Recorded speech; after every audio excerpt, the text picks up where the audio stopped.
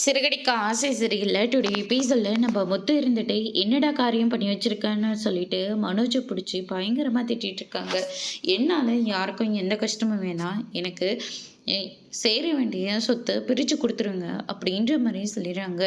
ஏண்டா இத்தனை வருஷமா நாங்கள் கஷ்டப்பட்டு அப்பா இது எல்லாத்தையுமே உருவாக்கியிருக்காங்க. நீ ஊதாரியாக எல்லா காசையும் செலவு பண்ணிட்டு வருவ, கடன் வேற வாங்கி வச்சிருப்ப.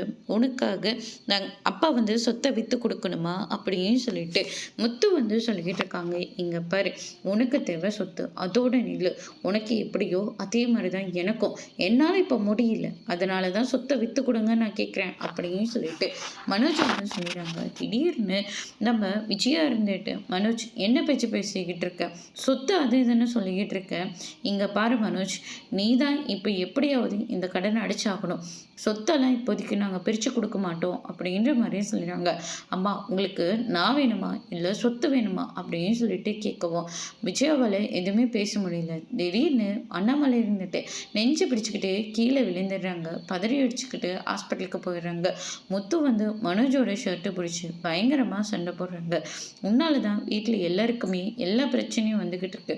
படிச்சிருக்கே தவிர உனக்கு அறிவுன்றது கொஞ்சம் கூட கிடையாது. பார்லரம்மா, நீயாவது ஒழுங்கா நினைச்சேன், நீயும் இவனுக்கு மேலே இருக்குல்ல அப்படின்னு சொல்லிட்டு ரோகிணியும் பிடிச்சி திட்டிக்கிட்டு இருக்காங்க. இப்போ உங்கள் புள்ளன்னு சொன்னீங்களே, இப்போ உங்கள் புள்ள பண்ண காரியத்தினால என் அப்பா ஹாஸ்பிட்டலுக்கு கிடக்குறாரு அப்படின்ற மாதிரி முத்து ஒரு பக்கம் சொல்கிறாரு. அதோட இன்னைக்கான பிரமோ முடிச்சிருக்காங்க.